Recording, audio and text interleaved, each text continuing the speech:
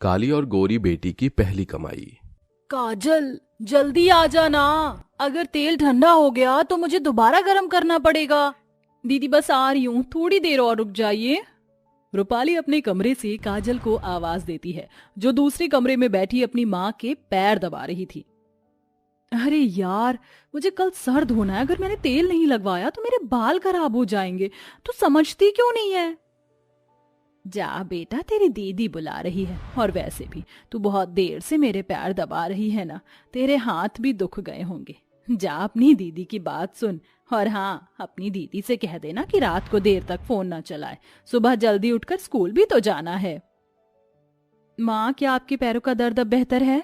हाँ बेटा, तूने इतनी देर मेहनत की है, अब मेरे पैरों को काफी आराम है। तू चिंता मत कर, तू अपने कमरे में जा। काजल अपने कमरे में पहुंचती है तो, आ गई तू? बड़ी जल्दी आ गई। अब भी क्यों आई है? कल ही आ जाती। माफ करना दीदी, माँ के पैरों में बहुत दर्द था तो मैं बस उनके पैर दबा रही थी। पैर दबा रही थी? अब लेट जा, मैंने खुद ही तेल लगा लिया है।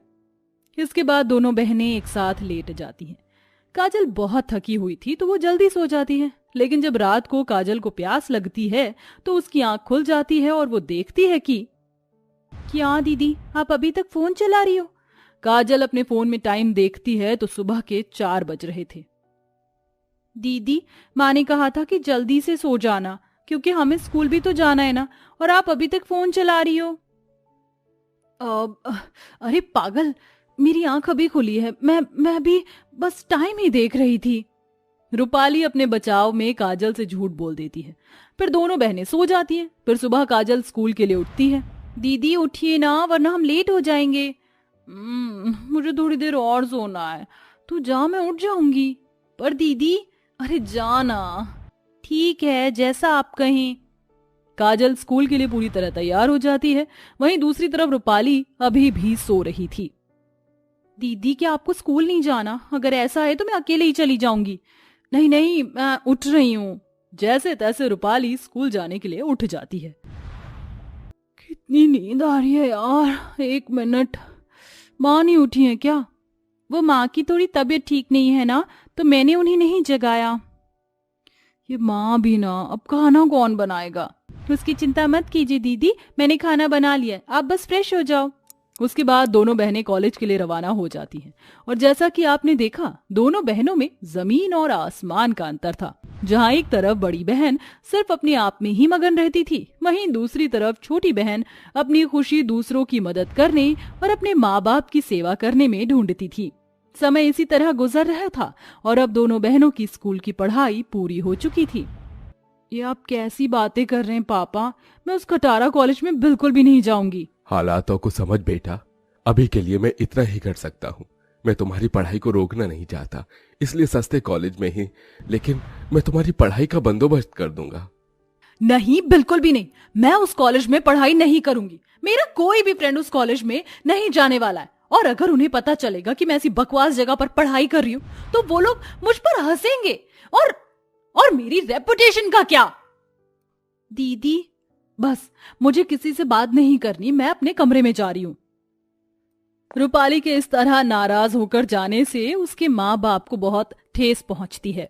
मुझे माफ कर देना बेटा, मैं तुम्हारी सारी ख्वाहिश पूरी नहीं कर पा रहा हूँ। नहीं पापा, आप ऐसा मत सोचिए। मैं कहीं भी पढ़ाई करने को तैयार हूँ। मुझे सिर्फ पढ़ाई से मतलब है। मैं तो चाहती हूँ कि मैं जल्द से जल्द अपनी पढ़ाई पूरी करके कामयाब हो सकूं और आपका सहारा बन सकूं। आप दोनों बिल्कुल भी चिंता मत कीजिए। आप मुझे जहां भी भेजेंगे मैं चली जाऊंगी। लेकिन रूपाली, दीदी, मैं अपनी पूरी कोशिश करूंगी दीदी को समझाने की, और मुझे उम्मीद है कि वो समझ जाएंगी।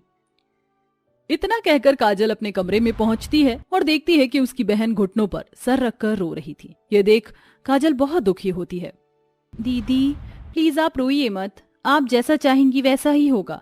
बस थोड़ा सब्र कीजिए। और तू जा यहां से। माँ पापा सिर्फ अपने बारे में सोचते हैं। हम क्या चाहते हैं, हमारे लिए क्या अच्छा है, उन्हें इस सबसे कोई लेना देना नहीं।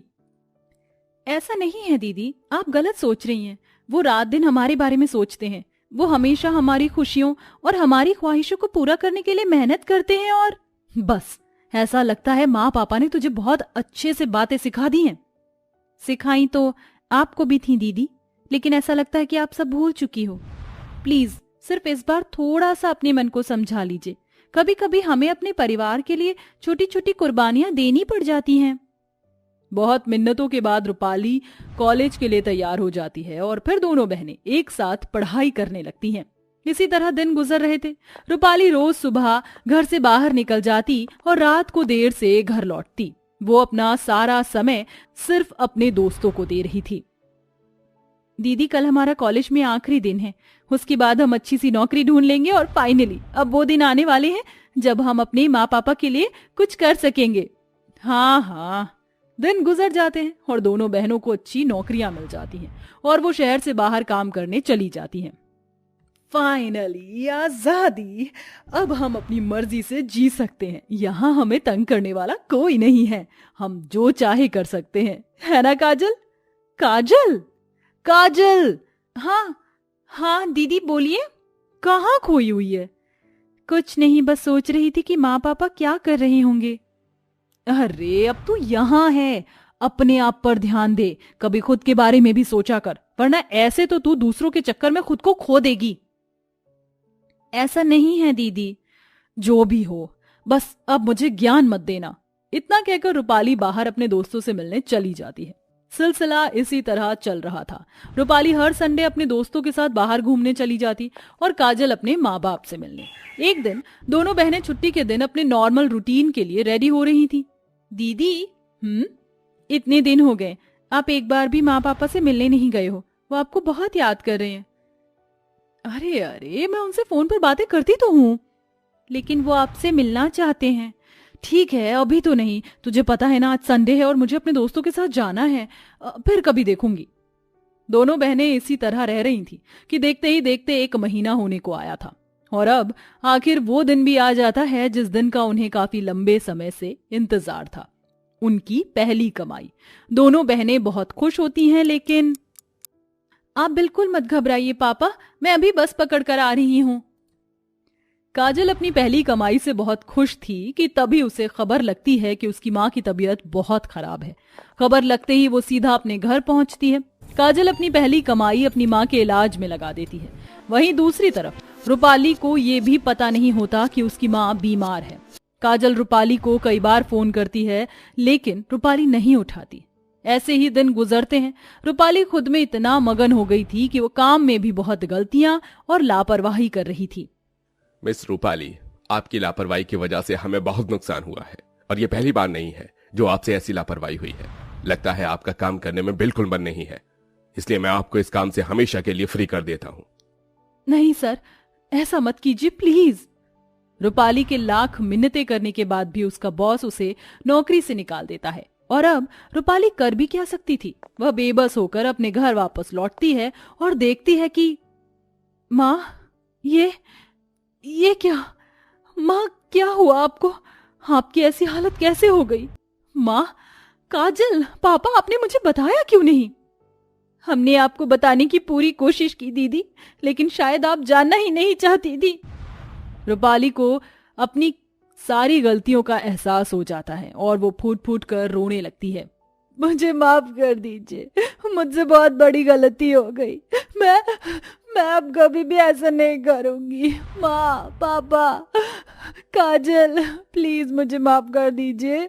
रूपाली अपनी बहन और माँ बाप से माफी मांगती है। सभी उसे माफ कर देते हैं।